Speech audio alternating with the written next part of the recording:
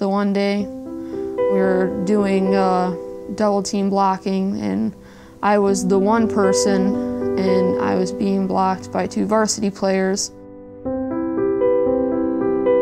I was trying to put a little pressure on them. I tried my best, and my cleats just kind of stuck in the ground, and I tripped and they both fell right on top of me. My shoulder and my back just kind of went into the ground. I couldn't breathe. I got hit hard and kind of set everything into pandemonium. School started. I couldn't even make it a full day.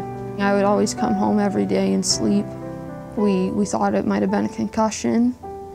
It just didn't really get any better.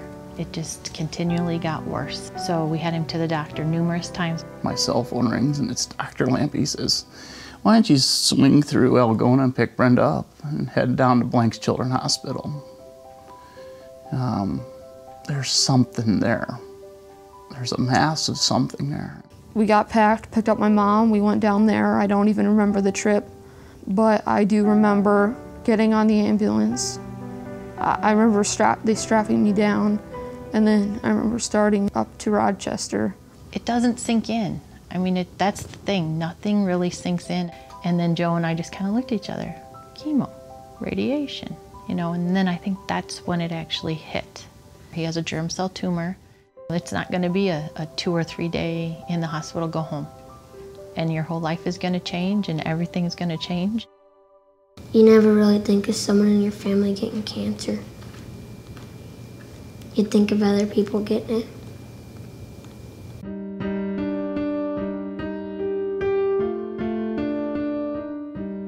He had tough days. I mean, there were days when he was, you know, screaming and yelling and it hurts, it hurts. Just to see all the treatments that he had to go through, to see how bad it was on him.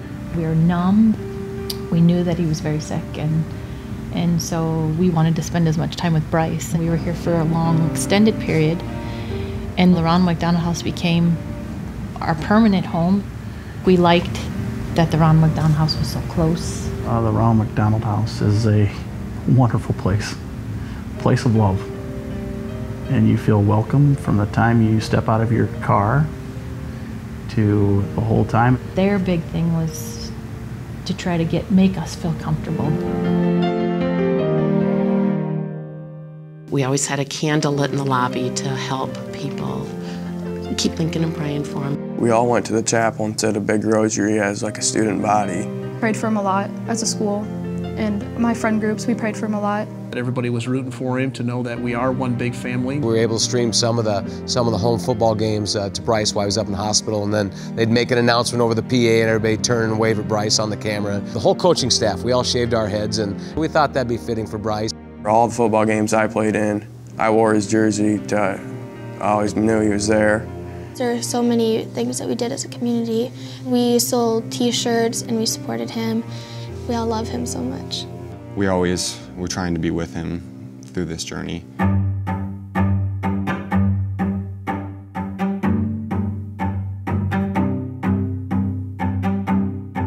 There were a couple times that we were crying, and why are you guys crying? You know, we're gonna beat this thing. We're gonna be fine. I'll be fine. I remember saying, "I'm gonna ring that bell."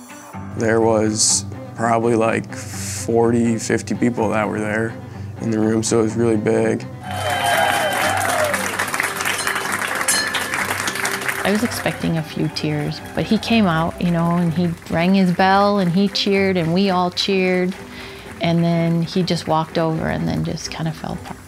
It was a very emotional day for all of us.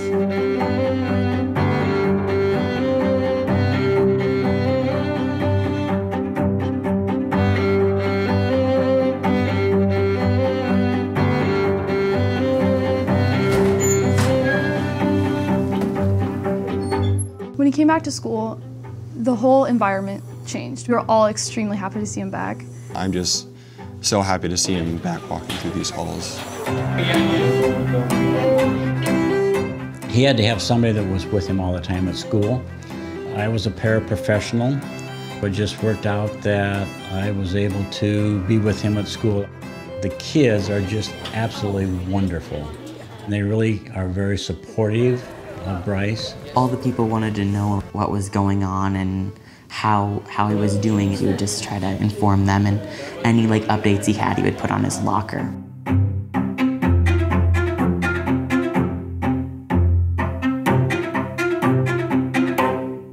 They'll repeat all the tests from the MRIs on the neck, the head, the spinal tap, the blood,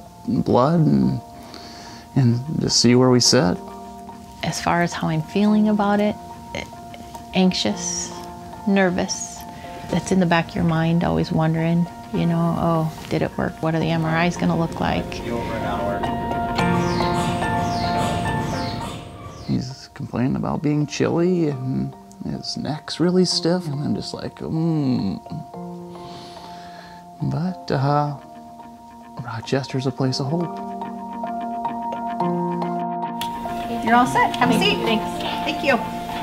I do worry, though, that the tumor somehow has grown. When I have a headache, I think I'm like, oh, I hope it's not growing or something. And then I kind of go into panic mode, but I just gotta settle myself down. And you've been a guest a couple of times, it looks like. Quite a few times. Yeah. Today's visit hopefully should be a little less involved than some of your other previous treatments. So as soon as they're ready for us, we'll get this underway. Okay, bud? All right.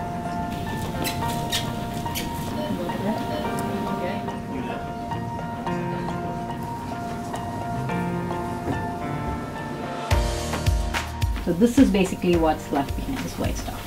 Okay. Okay. They're looking great. Well, it's a lot smaller than what we started with, isn't it? Without a question. So pretty much the chemo got all of the tumor. Correct. At this point, clean bill of health, you look great. You don't have anything neurologic. You have a great exam. So we're pretty much good to go. Yeah. Okay. As far as we can tell, as of today, there's no cancer. Okay. We've been blessed with good news today. Dr. Rao said, Bryce, you have a clean bill of health. Dr. Keating, which is a neurology, she says the same thing. We talked to Dr. Locke, radiation oncology, and she says the same thing, and then we see the blood test. And the cancer markers are nowhere to be found anymore. And then we see the spinal tap fluid markers, the cancer markers are nowhere to be found anymore. He's just an amazing young man. The faith and the strength, even the love through this. With Bryce being in remission, we're coming up to sing for St. Mary's Hospital and at the Ronald McDonald. Bryce wanted to help in any way he could. We come from a small community back home. I have the community back home. I have the Mayo community. I have the Ronald McDonald community. And just every one of those communities working together. Places like this are what helps you do it. Place of hope, love, healing in all aspects. You're not going to do it by yourself. Some days I doubted myself.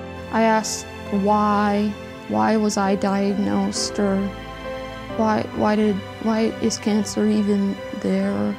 It's definitely changed me for the good. You just gotta have a positive attitude if you want to overcome something this big. It's made me a better person, or the community a better person, or my school better people, and I know now that this is a benefit because I can help people through this.